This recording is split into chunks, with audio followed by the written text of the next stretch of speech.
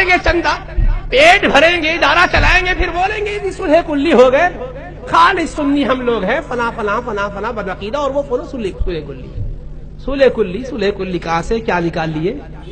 ارے صلح کلی کس کو بولتے معلوم؟ سب مذہبوں کو حق بولنے والے کو بولتے. شرم کرو تم بے غیرتو، اللہ کے حبیب کے عاشقوں کو صلح کلی بول رہے ہو. صلح کلی اس کو بولتے جو کفر کو بھی حق ہے، جو بت پرستی کو بھی حق ہے، گمراہی کو بھی حق ہے، اس کو صلح کلی بولتے.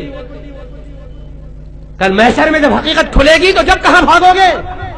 فاضل بریلوی بھی تم کو دور کر دیں گے. ظالموں، میرا نام اس لیے لیے تھے کہ تم میرے چاہنے والوں کو دور کرو، مصطفیٰ کے چاہنے والوں کو دور کرو.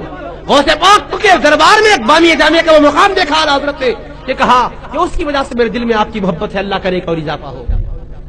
وہ مقام پر وہ جلوہ فرما ہے. ارے بزرگوں کا جہاں فیض ہوتا ہے وہاں کوئی اور نہیں آتا. عشق و محبت ہی کا درس ہوتا ہے. آج بھی شیخ الاسلام کی کتابیں پڑھائی جاتی ہے، سیلیبس میں شامل ہے. انوار احمدی مولوی دوم میں پڑھائی جاتی ہے. مقاصد الاسلام کا 11واں حصہ پہلی مولوی اول میں پڑھایا جاتا ہے. باقاعدہ اس کا امتحان ہوتا ہے، پرچے میں سوال بھی آتا ہے. انوار احمدی میں کیا عقیدہ ہے معلوم؟ ارے اس میں یہ عقیدہ ہے، جتنے تھے اصحاب سب یہ جانتے تھے بالیقین کہ ہے واقف موت سے ہر ایک بشر کی شاہدی. میرے آقا کے علم غیب کا اس میں عقیدہ ہے، آقا کی میلاد کا عقیدہ اس میں ہے، درود و سلام کا اس میں عقیدہ ہے. انوار احمدی میں کیا عقیدہ ہے معلوم؟ شیخ الاسلام نے حدیث پاک لکھی ہے. ایک مرتبہ صحابہ جنگل میں ایک راستے میں جا رہے تھے حضور پاک علیہ السلام کے ساتھ، ایک مقام پر رک گئے. میرے آقا آرام فرمانے لگے. صحابہ حبیب پاک کے آرام فرمانے کو دیکھے، وہ ٹھہر گئے، رک گئے. سرکار دو عالم علیہ السلام جب بیدار ہوئے تو صحابہ نے عرض کیا یا رسول اللہ، جب آپ آرام فرما رہے تھے ہم نے دیکھا. کیا دیکھا؟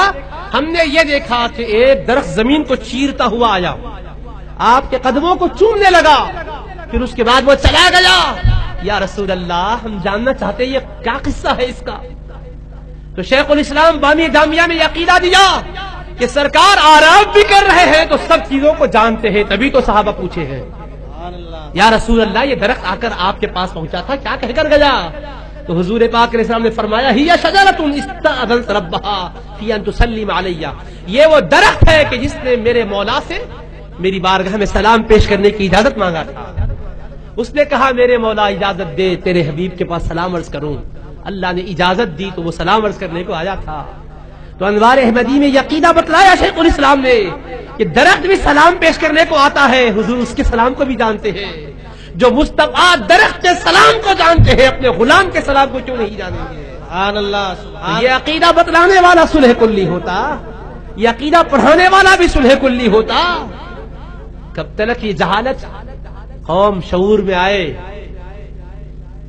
رہبر کون ہے، رہزن کون ہے پہچانے. وضاقتہ سے کوئی اللہ والا نہیں بنتا، گوری چمڑی سے اللہ والا نہیں بنتا. دل روشن ہونا.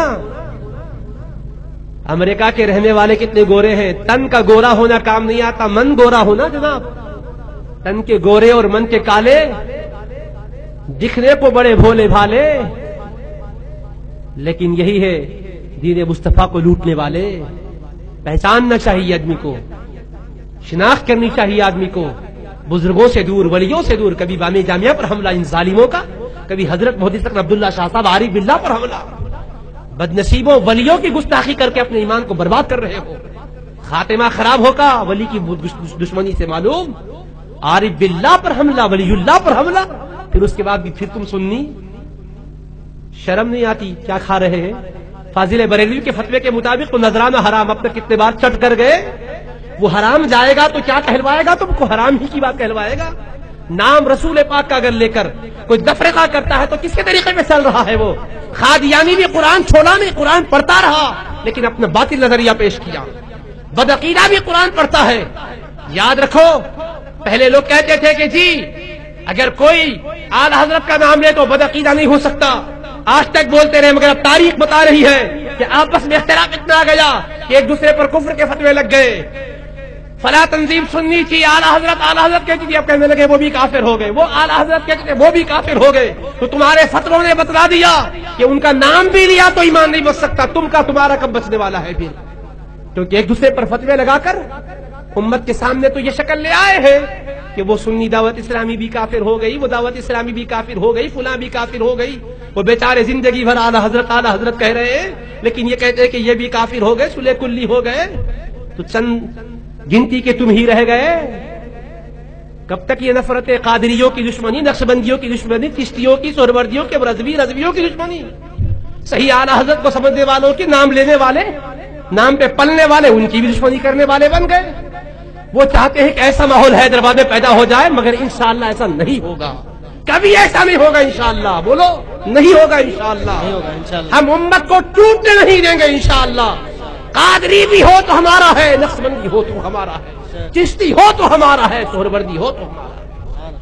ہم ہر اللہ کے ولی کو چاہنے والے کو اپنا ہی کہتے ہیں، حیدرآباد میں بھی ہو تو ہمارا ہے، شمالی ہند میں بھی ہو تو ہمارا ہے۔ یہ توڑنے والے کبھی بھی کامیاب انشاءاللہ یہاں نہیں ہو سکیں گے۔ اللہ نے اپنے کرم سے ایسے اولیاء کرام کو یہاں پیدا